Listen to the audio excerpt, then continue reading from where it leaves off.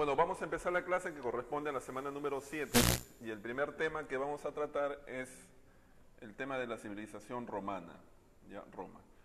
Entonces, en primer lugar vamos a ver el tema de la ubicación geográfica. Ustedes tienen en la separata una serie de mapas y gráficos, ¿no?, en los cuales se mencionan los temas que vamos a trabajar, ¿no? El primer tema tiene que ver con la ubicación geográfica. Dibujemos aquí la llamada península itálica, ¿no? Aquí está la isla de Sicilia, la isla de Cerdeña y la isla de Córcega, ¿no? Aquí está la península ibérica, ¿no? Esta viene a ser la parte del África y la parte del Asia Menor. Obviamente aquí está la península de los Balcanes. Entonces, una de las primeras cosas que habría que señalar son los límites geográficos de Roma.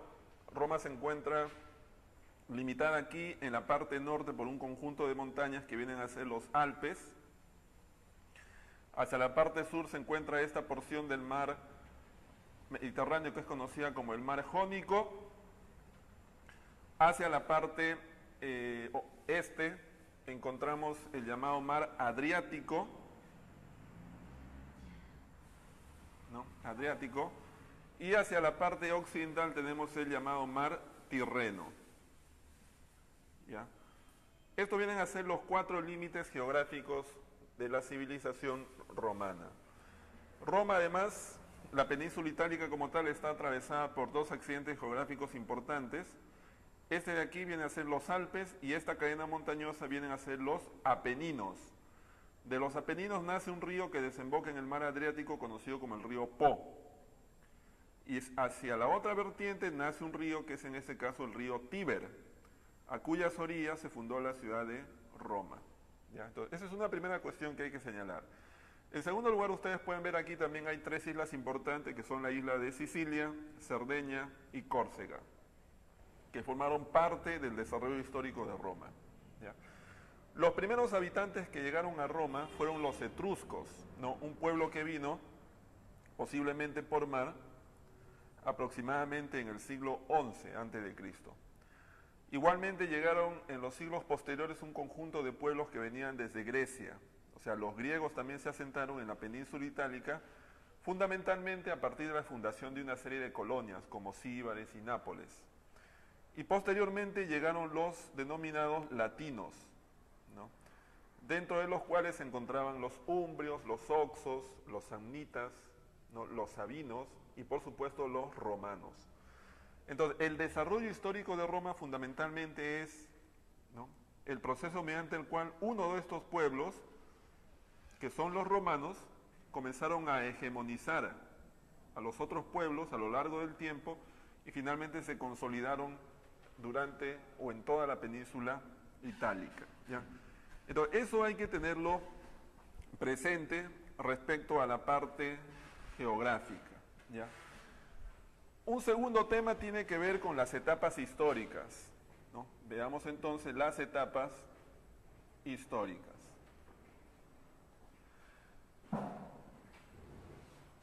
Ustedes tienen también en la separata un cuadro donde están explicadas las 3 etapas históricas de la civilización romana. La primera viene a ser la etapa monárquica, ¿no? La segunda viene a ser la época de la República y la tercera es la época imperial, ¿no? ¿Qué ocurre durante la época monárquica? Se da en primer lugar la fundación de Roma. ¿Ya? En segundo lugar, esta época es una época en la cual la política está dominada por 2 dinastías, la dinastía de los etruscos y la dinastía de los latinos. Pero aproximadamente hacia el año 509 a.C., ¿no?, se cambia el régimen político y Roma entra en una fase conocida como la etapa republicana, en la cual los gobernantes van a ser fundamentalmente los senadores, y en esta asamblea conocida como el Senado va a ser la máxima instancia política. ¿Qué ocurre durante la etapa republicana? En primer lugar se instauran las magistraturas, es decir, los cargos públicos van a ser producto de las elecciones y la designación de determinados funcionarios. En segundo lugar, esta época es la época en la cual se conquista la península itálica, ¿no?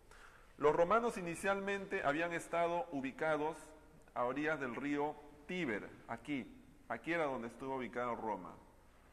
Pero a lo largo de la etapa republicana van a expandirse por toda la península itálica, ¿no? Y van a lograr conquistar a un conjunto de pueblos como los umbrios, los oxos, los samnitas, los sabinos, etc. Un tercer evento importante de la etapa republicana vienen a ser las luchas entre patricios y plebeyos, conocidos como las luchas sociales.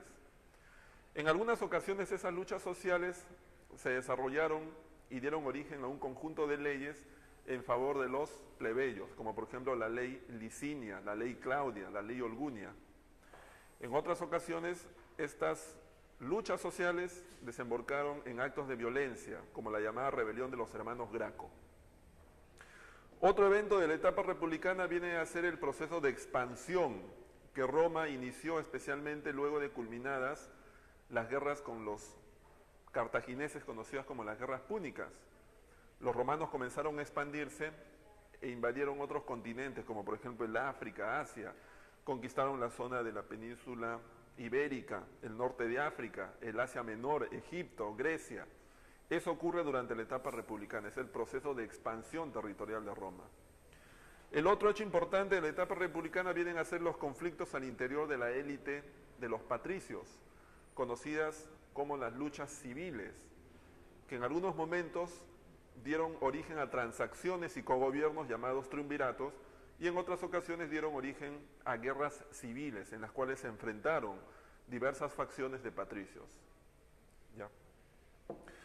Pero el año 31 a.C. el sistema político vuelve a cambiar y entramos a una fase conocida como la etapa imperial. ¿Qué ocurre en la etapa imperial?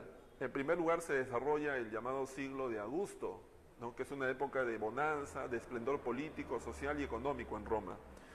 En segundo lugar surge una nueva religión y se consolida. En este caso estamos hablando del cristianismo. Y en tercer lugar, durante la etapa imperial es que el imperio alcanza su máxima expansión territorial. Los romanos llegan, por ejemplo, hasta la zona de Britania, en lo que hoy día es Inglaterra. Conquistan Germania, lo que hoy es Alemania. Llegan hasta la zona de Partia y llegan hasta los límites extremos hacia el oriente, casi en la frontera con Persia. Y todo el norte del África también es conquistado por los romanos. Entonces, es la época de máxima expansión territorial. Entonces, esos son algunos de los eventos históricos más importantes que ocurren durante cada una de las tres etapas históricas de Roma, ¿no? Finalmente Roma va a caer, como ustedes saben, en manos de los bárbaros el año 476 después de Cristo, cuando Odoacro, un rey bárbaro de la tribu de los Érulos, va a derrocar al último emperador romano, que es en este caso Rómulo Augustulo, ¿ya? Bueno, luego ustedes en su separata tienen indicadas algunos aportes culturales de la civilización romana, ¿no? Tres, digamos, algunos aportes culturales y artísticos. Uno de los aspectos en los cuales más destacaron los romanos es en la jurisprudencia.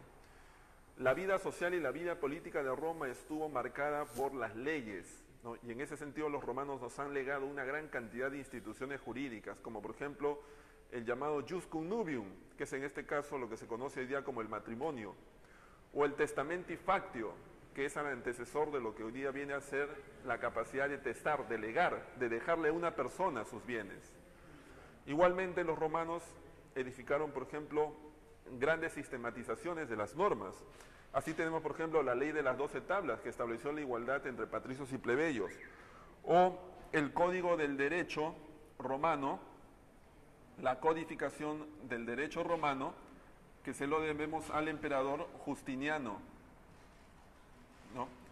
También tenemos en ese sentido el llamado edicto perpetuo, ¿no?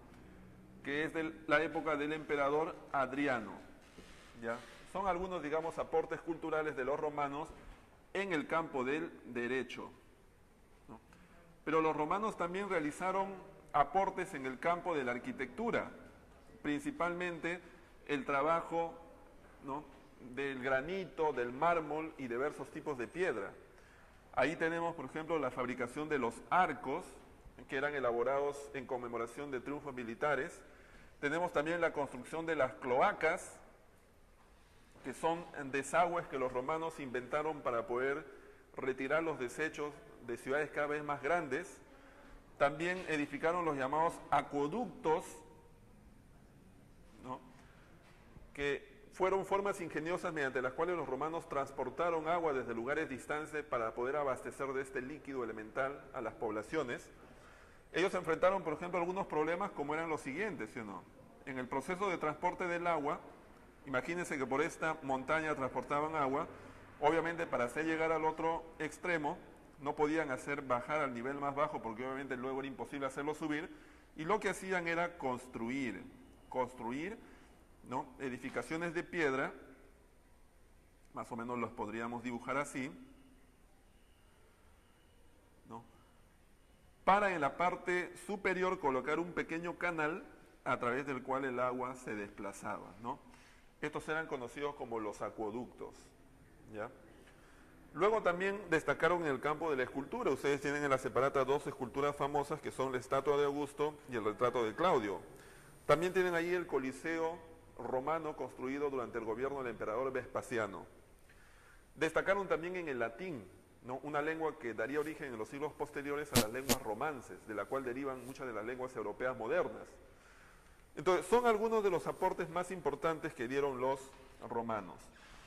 En el campo de la actividad económica, ¿no?, coloquemos acá, punto número 4, en el campo de la actividad económica, debido a las condiciones naturales, ¿no?, de la península itálica, que era una zona bastante fértil, con precipitaciones pluviales y una serie, digamos, de condiciones favorables, los romanos se dedicaron a la agricultura, ¿no?, fundamentalmente al cultivo del trigo y de la vid, ¿no?, plantas que les permitieron, ¿no?, producir el pan y el vino a gran escala, ¿no?, que fueron, como ustedes saben, alimentos que constituyeron la dieta básica de la sociedad romana. También desarrollaron el comercio, especialmente el comercio marítimo. Debido a su ubicación geográfica estratégica en el mar Mediterráneo, los romanos tuvieron el control de muchas de las rutas comerciales, ¿no?, los cuales permitió que muchas ciudades romanas se enriquecieran, como por ejemplo la ciudad de Síbaris, la ciudad de Capua, entre otras, ¿ya? En el campo social, ¿no?, la sociedad romana tuvo como su centro la llamada familia romana, ¿no?, que estaba integrada por el pater familia, ¿no?, la matrona y los hijos, ¿no?, y los llamados hijos, ¿sí o no? Y muchas familias podían adscribirse a un antecesor común que era una gens, ¿no? Entonces, por ejemplo, las personas tenían nombres de la siguiente manera, ¿no? El famoso Julio César se llamaba Cayo, Julio, César, ¿no? Su nombre propio en realidad era este era su nombre propio. Julio era el nombre de la gens a la cual pertenecía, y César era el nombre de la familia, ¿no?, de la cual venía, ¿no? Estas eran algunas características de la sociedad romana. Ahora, ¿cuáles eran las clases sociales en Roma? ¿No? Estaban, por ejemplo, los patricios, que tenían plenos derechos políticos, eran los que tuvieron el control económico, eran, digamos, la oligarquía, la nobleza. Estaban los plebeyos, que eran el pueblo, que inicialmente no tenían en realidad derechos políticos, pero posteriormente los fueron ganando, producto de que les fueron entregadas una serie de leyes. Estaban los denominados clientes, que eran plebeyos que se adscribían al patrocinio de un pater familia, es decir, pasaban a formar parte de una familia patricia. Estaban los esclavos, que eran considerados mercancías, eran producto pues de las constantes guerras y los prisioneros que se hacían, y por otro lado de la gente que no podía pagar sus deudas. Y conforme fue pasando el tiempo, algunos esclavos obtenían su libertad, ¿no? Esos esclavos se les denominó libertos, ¿no? Que en la época imperial fueron un sector muy grande en realidad de la sociedad romana, ¿ya? Entonces, esas son algunas características que corresponden a la sociedad romana, ¿no? A la sociedad romana. ¿Qué más podemos en este caso hablar, ¿no? Acerca de la política, ¿no? Otro de las esferas de la vida social romana era la política.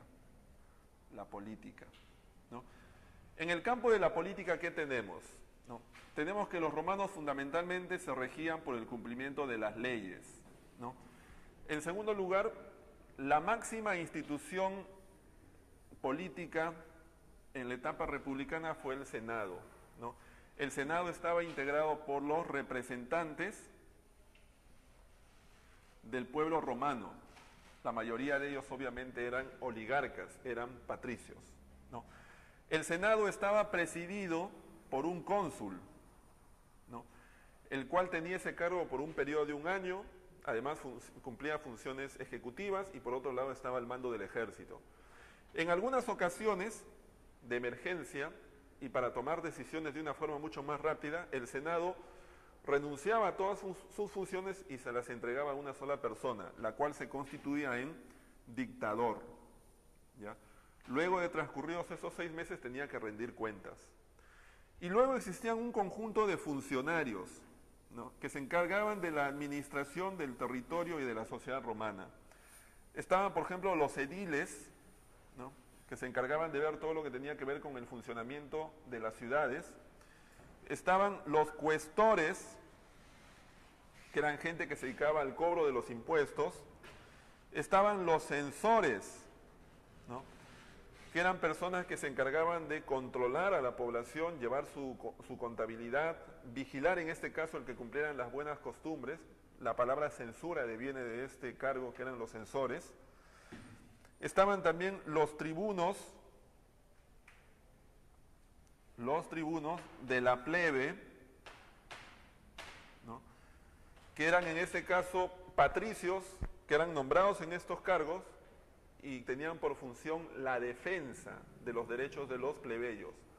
Igualmente podían vetar algunas leyes que el Senado aprobara y que podían ir en contra de los derechos de los plebeyos. También tenemos el caso de los pretores, ¿no? Que eran gente que en cada una de las provincias se dedicaba a administrar justicia, ¿no? Presidían los llamados tribunales, ¿no? Y junto a ello, los romanos fueron lo suficientemente sagaces para crear unas asambleas, también conocidas como comicios, ¿no? En las cuales tanto patricios como plebeyos tomaban una serie de acuerdos.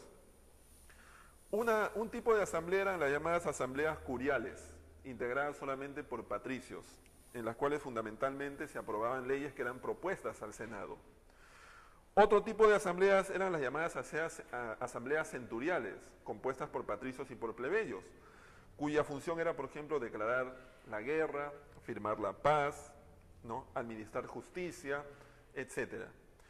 Y una tercera asamblea eran las llamadas asambleas tribales, compuestas solamente por plebeyos. Su principal función era vetar algunas leyes, al igual que los tribunos de la plebe, y por otro lado también se encargaban de hacer consultas a la población sobre determinados temas específicos, que eran conocidos como plebiscitos, ¿ya? Estos son algunos de los funcionarios que corresponden a la organización política de Roma. Durante la etapa republicana, ¿no?, ocurrieron algunos eventos históricos importantes, ¿sí o no? Hay 3, digamos, claves en la historia romana, ¿no? Uno de ellos vienen a ser las luchas sociales, otros vienen a ser el proceso de expansión territorial,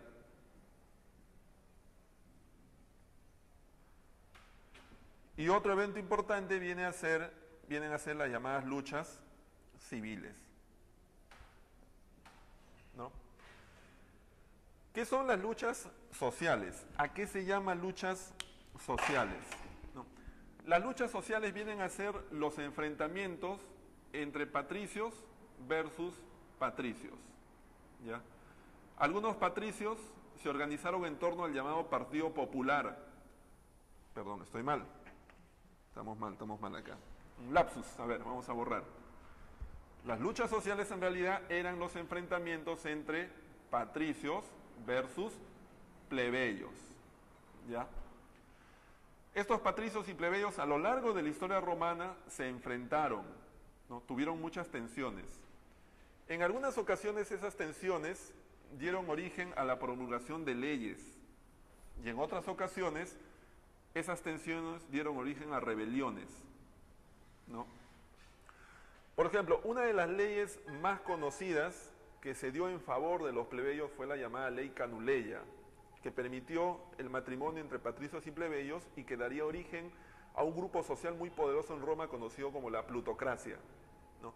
Pero igualmente existieron otras leyes como la Ley de las 12 Tablas, que estableció derechos de igualdad entre patricios y plebeyos, o la Ley Licinia, que permitió el ingreso al consulado a muchos plebeyos.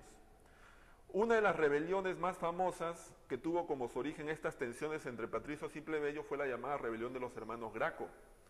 El año 133 a.C., Tiberio Graco fue nombrado tribuno de la plebe y desde ese cargo intentó hacer unas reformas en favor de los plebeyos.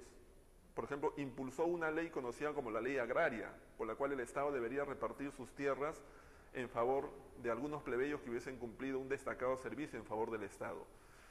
El Senado pues bloqueó esta iniciativa, lo cual generó un conjunto de movimientos a favor, ¿no?, de Tiberio Graco, y el Senado, pensando que Tiberio Graco podía adquirir mucho poder político, conspiró y finalmente fue asesinado.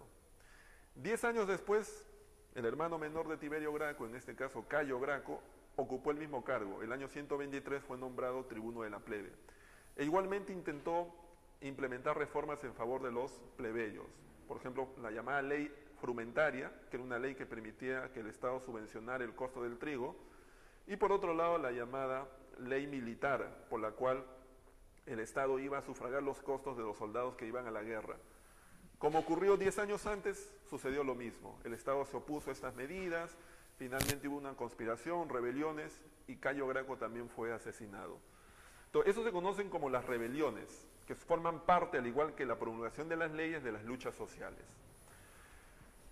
Otro de los eventos que ocurrió durante la etapa republicana de mucha importancia es la expansión territorial. Los romanos iban a expandirse a muchas partes del mundo, pero fue las llamadas guerras púnicas, ¿no?, el evento bélico más importante de toda la historia de Roma. Estas guerras se enfrentaron a los romanos versus los cartagineses, que eran un pueblo muy parecido al romano, pero que estaba ubicado en el norte del África. La causa de la guerra vino a ser la disputa por el control comercial de las rutas que recorrían el mar Mediterráneo, además de la posesión, ¿no?, de las principales islas que estaban cerca de Italia y que estaban en manos de los cartagineses, ¿no? Si nosotros dibujamos el continente europeo nuevamente, vamos a ver aquí, tenemos aquí el África, ¿no? Por aquí está Grecia, por aquí está la península itálica, así, ¿no? No, acá está Italia, ¿no? Entonces, la guerra tuvo como causa la disputa del mar Mediterráneo y el control de las islas que están ubicadas acá, ¿ya? Esa guerra fue una guerra bastante larga, fue una guerra que duró cerca de 130 años y fueron en realidad 3 grandes guerras. La guerra terminó con el triunfo de los romanos en la batalla de Zama, donde el general Escipión el Africano derrotó al general cartaginés Aníbal. Acto seguido, los romanos destruyeron totalmente Cartago, que está ubicado aquí en el norte del África, en lo que hoy día vendría a ser Túnez. La ciudad fue totalmente destruida y sus habitantes fueron vendidos como esclavos en los mercados de Roma, con lo cual se puso fin a esta guerra.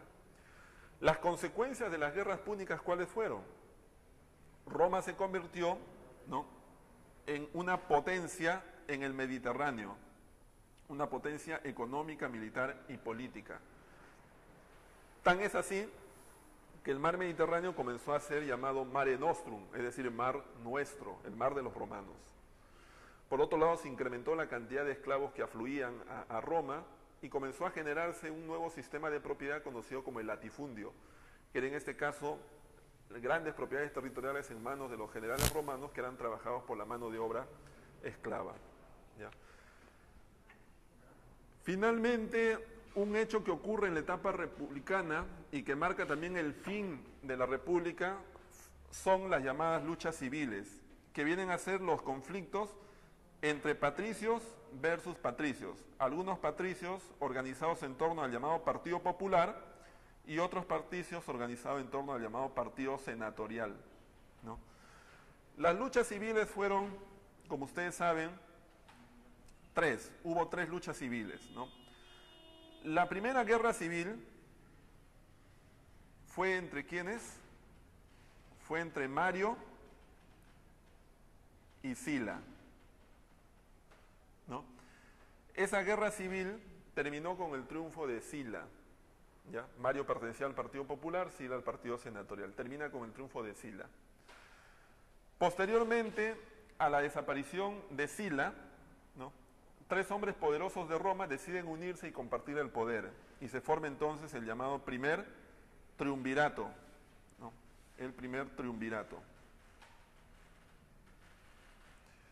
Ese primer triunvirato estuvo Julio César, ¿no?, Craso y Pompeyo.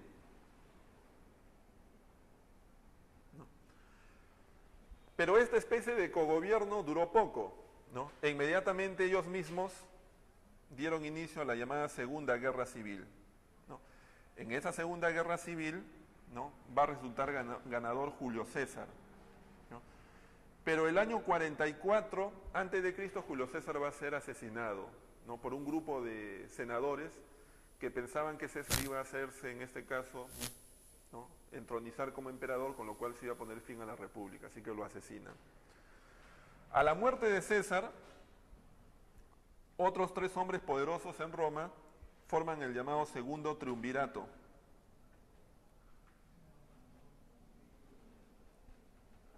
¿No? Que en este caso es un general de Julio César llamado Marco Antonio, ¿no?, un sobrino nieto de Julio César que es Octavio, y un hombre muy poderoso en Roma llamado Lépido. Este segundo triunvirato igualmente va a ser muy efímero, ¿no? Encontramos finalmente a esos tres personajes, pero sobre todo Marco Antonio y Octavio, enfrentándose en la llamada Tercera Guerra Civil.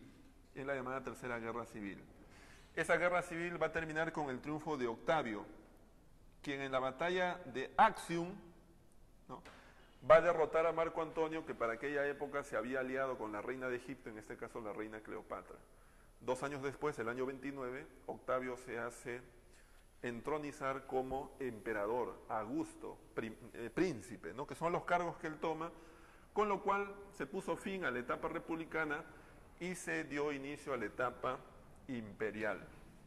Entonces, eso viene a ser el tema referido a algunos eventos históricos importantes de la historia de Roma. Luego ustedes en la práctica tienen algunos eventos importantes que corresponden a la etapa imperial, ¿no?, a la llamada etapa imperial. Ahí se señala, por ejemplo, ¿no?, a 4 emperadores que son importantes por alguna razón. El caso de Augusto, porque durante su gobierno se alcanzó el máximo apogeo, en este caso político y cultural, el llamado siglo de Augusto. El emperador Trajano, que durante su gobierno Roma se expandió hasta sus límites. Los romanos llegaron hasta la zona de Britania, lo que actualmente es Inglaterra, hasta Germania, lo que es Alemania, Partia, el norte del África, etc. El emperador Constantino, durante su gobierno se dio el llamado Edicto de Milán, que permitió la libertad de culto y con lo cual los cristianos dejaron de ser perseguidos y comenzaron un proceso de expansión, de ganar mucho más fieles. Y el emperador Teodosio, que fue el que dividió el imperio entre el imperio romano de Occidente y de Oriente, y cada uno fue legado a su hijo, ¿no?, Odoacro y en este caso Arcadio. Entonces, ese es el tema, digamos, que corresponde a Roma. Un segundo tema, mucho más pequeño, tiene que ver con las invasiones bárbaras. Las invasiones bárbaras. ¿Quiénes eran los bárbaros? ¿No? En primer lugar es la pregunta, ¿quiénes eran los bárbaros? Bueno, los bárbaros eran un conjunto de pueblos que vivían fuera de las fronteras del Imperio Romano, ¿no? Hablaban una lengua diferente al latín y tenían un conjunto de costumbres que para los romanos eran costumbres de salvajes. Entonces, a esos pueblos los romanos les llamaron bárbaros. Ahora, los bárbaros en realidad habitaban, ¿no?, las zonas externas del Imperio Romano desde mucho tiempo antes. Y en algunas ocasiones los bárbaros ingresaban a Roma pacíficamente, ¿sí o no? Ingresaban, por ejemplo, para trabajar la tierra, para comerciar, para producir, y en algunas ocasiones incluso ingresaban como mercenarios para pelear en el ejército romano. Pero a partir del siglo V y más o menos hasta fines del siglo VI, los bárbaros comenzaron a ingresar de manera violenta, ¿no? Y se asentaban permanentemente en lugares, destruían pueblos, ¿no? Entonces, las invasiones bárbaras, ¿qué origen tienen? Fundamentalmente, la presión que sobre Europa van a realizar los hunos, que es un grupo de bárbaros que venía desde el continente asiático. Vean, un conjunto de bárbaros ya estaban establecidos aquí, eran los llamados eslavos. Otros bárbaros estaban establecidos por acá, eran los llamados germanos. Pero en determinado momento, a fines del siglo IV después de Cristo, unos bárbaros que provenían desde el continente asiático, los hunos, dirigidos por Atila, comenzaron un proceso de presión sobre estas zonas. Finalmente, todos estos llegaron a invadir Roma, ¿no? Ese es más o menos el origen de las invasiones bárbaras. Ahora, ¿quiénes eran los pueblos bárbaros? ¿Quiénes eran estos bárbaros? ¿No? Habían dos grupos, ¿no? Estaban los llamados arios, de raza blanca, y estaban los llamados tártaro, mongoles, que son de raza amarilla, ¿no? Estos arios a su vez se dividían en dos grupos. Estaban los llamados germanos y estaban los llamados eslavos. Y los germanos a su vez se dividían en dos grupos. Estaban los llamados teutones y estaban los llamados godos, ¿no? Coloquemos solamente algunos ejemplos, ¿sí o no? Por ejemplo, tártaro-mongoles, vamos a colocarlo de negro. Tártaro-mongoles eran, por ejemplo, ejemplo nada más, eran los hunos, ¿no? Eslavos, por ejemplo, eran los búlgaros. Godos eran, por ejemplo, los visigodos que se establecieron en España. Y teutones eran, por ejemplo, los francos, que se establecieron en la zona de Galia, ¿ya? Esos son algunos pueblos bárbaros. Hay muchos en realidad, están los suevos, los anglos, los sajones, los alanos, ¿no? N pueblos bárbaros, ¿sí o no? Pero con esto basta, digamos, para poder tener las cosas claras. Ahora, ¿cuál fue la principal consecuencia de las invasiones bárbaras? ¿O cuáles fueron las principales consecuencias? Bueno, en primer lugar, fue una de las razones claves que explica la caída del Imperio Romano, su desaparición. En segundo lugar, hubo un proceso de paralización del comercio y la actividad económica debido a la inestabilidad política. Y en tercer lugar, las invasiones bárbaras dieron origen a los llamados reinos bárbaros, ¿sí o no? Se formaron los llamados reinos bárbaros, ¿sí o no? ¿Cuáles fueron algunos de los más importantes reinos bárbaros? Si volvemos a dibujar ahora el continente europeo, ¿no? La península ibérica, la península itálica, la península de los Balcanes, el Mar Negro, la parte norte del África, así más o menos, ¿no? Los principales reinos bárbaros fueron los siguientes, ¿no?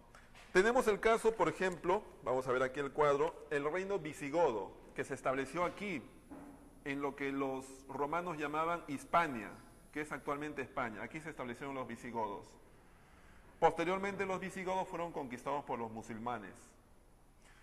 Luego hubo otro reino que se estableció aquí en la parte norte de Italia, que fueron los ostrogodos, ¿no? Los ostrogodos iban a ser conquistados por el emperador de Bizancio, Justiniano, ¿ya? Y otros bárbaros se establecieron aquí, en la zona que los romanos llamaban Galia, ¿no? Y que actualmente es Francia, que en este caso fueron los francos. Estos darían origen a un reino, ¿no?, que posteriormente, entre los siglos 8 y 11, tuvo mucha importancia en la historia de Europa, que fueron los carolingios, ¿sí o no? Entonces, para culminar, hablemos ahora del último tema de la clase, que es, en este caso, el imperio carolingio. El llamado imperio carolingio, ¿no? A ver, el imperio carolingio tiene sus raíces en el reino franco, que se estableció en la zona que los romanos llamaban Galia. La primera dinastía que gobernó el imperio carolingio fueron los llamados merovingios, ¿no?, los reyes merovingios, ¿ya? Durante la dinastía de los merovingios ocurrió, ¿no?, que un mayordomo era un general, era como un segundo al mando en el imperio, un mayordomo llamado Carlos Martel, logró detener el avance de los árabes sobre Europa, ¿no?, en la llamada batalla de Poitiers, ¿no? También durante el imperio de los merovingios y durante el gobierno del emperador Childerico III, del rey Childerico III, es que va a ser derrocado por un mayordomo, que en este caso es Pipino el Breve. Pipino el Breve en este caso derroca a Childerico III y funda una nueva dinastía, que es la dinastía de los carolingios. Ahora, durante la dinastía de los carolingios, ¿qué ocurre? En primer lugar, Pipino el Breve se proclama defensor de la cristiandad.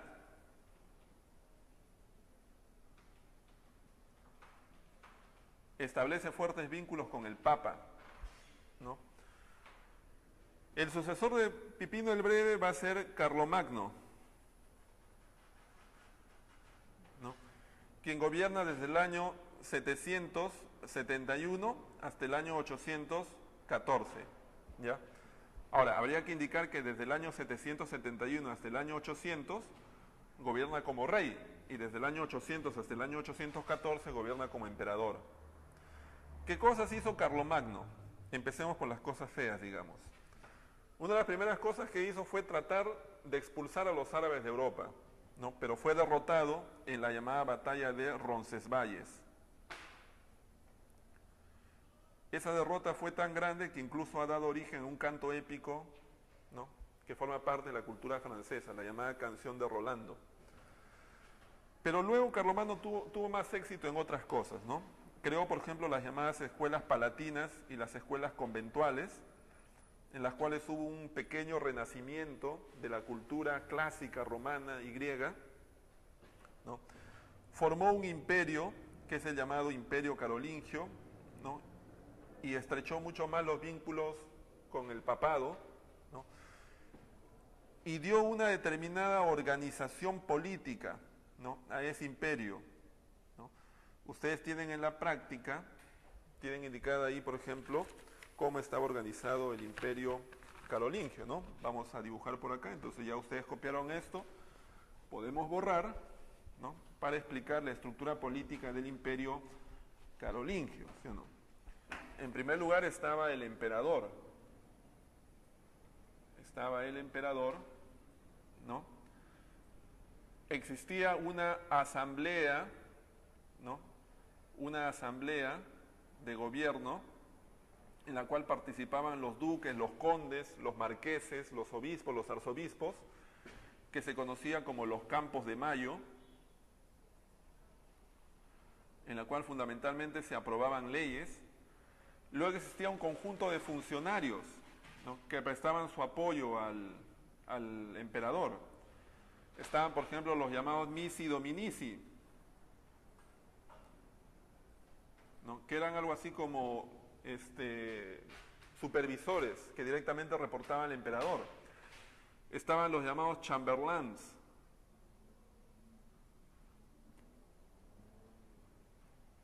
y estaba el llamado canciller. eran funcionarios que apoyaban las tareas del emperador. Y luego existían un conjunto de funcionarios que administraban algunas áreas del territorio del imperio, ¿sí o no? Eran tres fundamentalmente. Eran los duques, eran los condes y eran los marqueses, ¿no?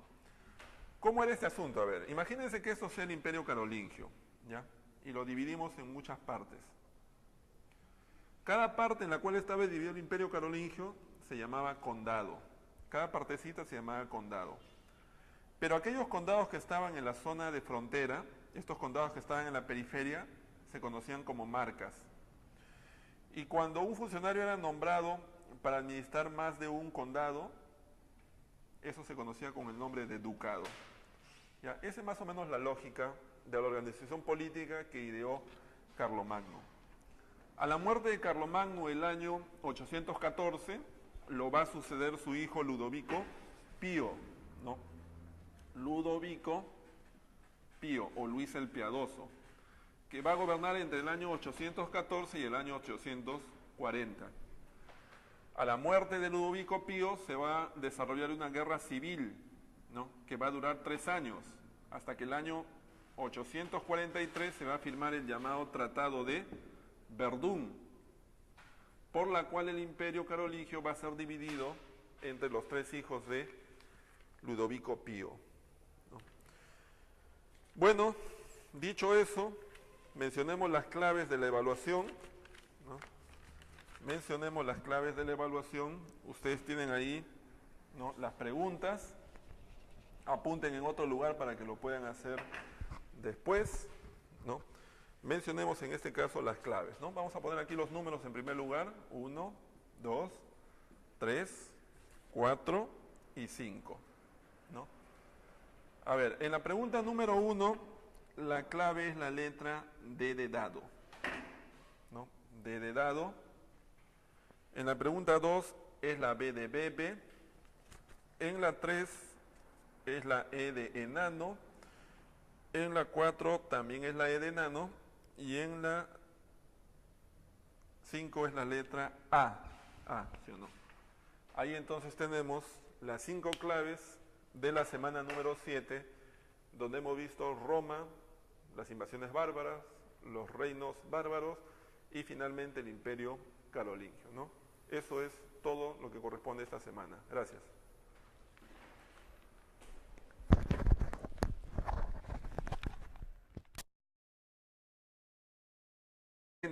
Respecto a la parte geográfica, ¿ya?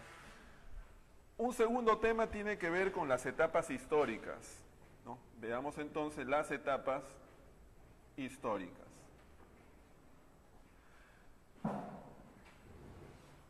Ustedes tienen también en la separata un cuadro donde están explicadas las 3 etapas históricas de la civilización romana.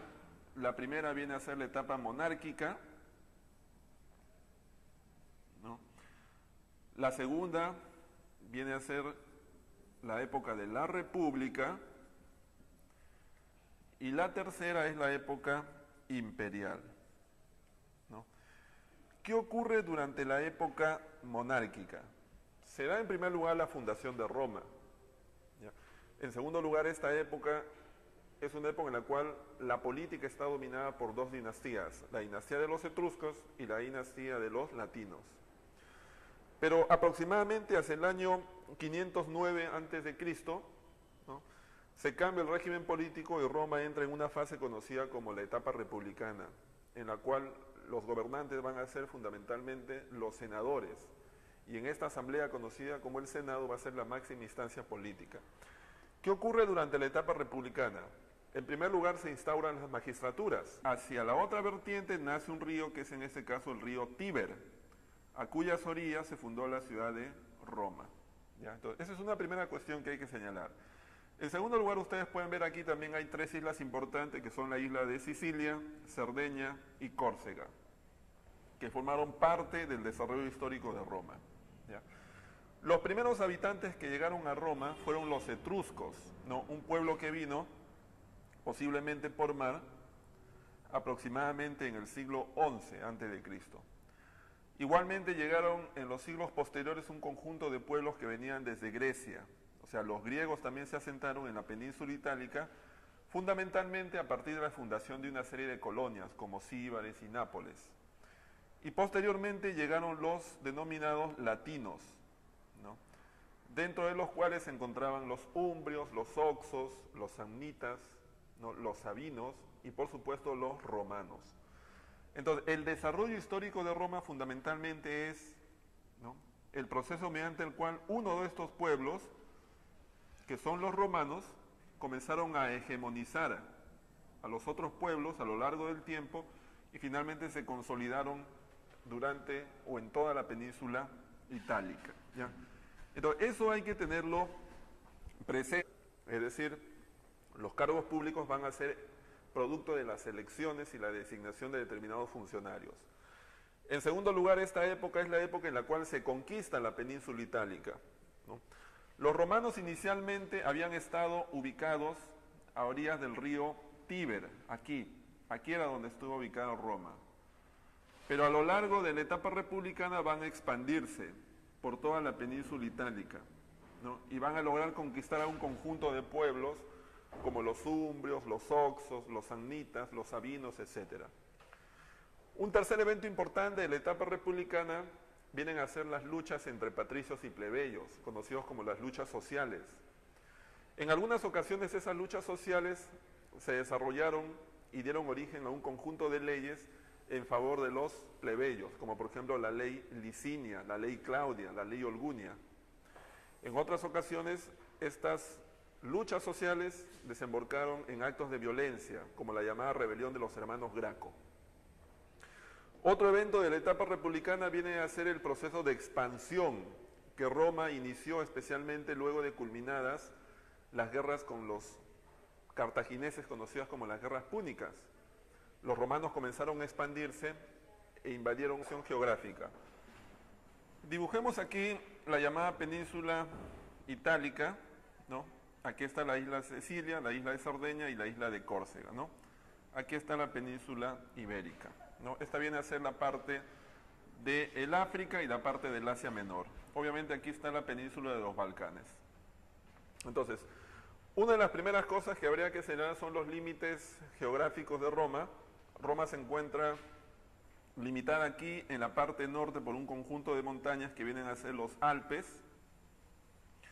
Hacia la parte sur se encuentra esta porción del mar Mediterráneo que es conocida como el mar Jónico. Hacia la parte este encontramos el llamado mar Adriático, ¿no? Adriático, y hacia la parte occidental tenemos el llamado mar Tirreno, ¿ya?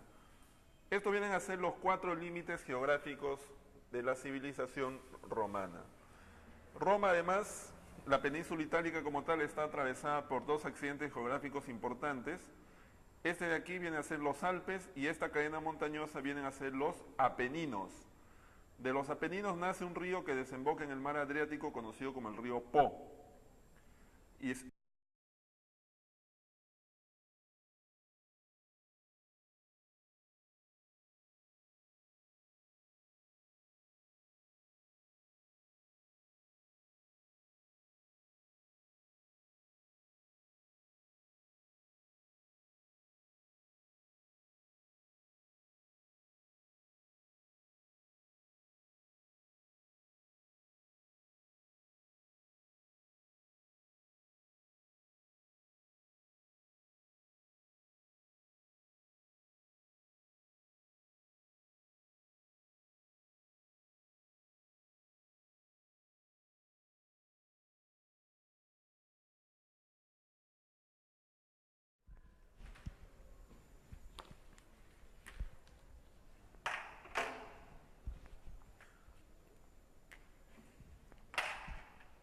Bueno, vamos a empezar la clase que corresponde a la semana número 7 y el primer tema que vamos a tratar es el tema de la civilización romana, ya, Roma. Entonces, en primer lugar vamos a ver el tema de la ubicación geográfica. Ustedes tienen en la separata una serie de mapas y gráficos, ¿no?, en los cuales se mencionan los temas que vamos a trabajar, ¿no? El primer tema tiene que ver con la ubicación.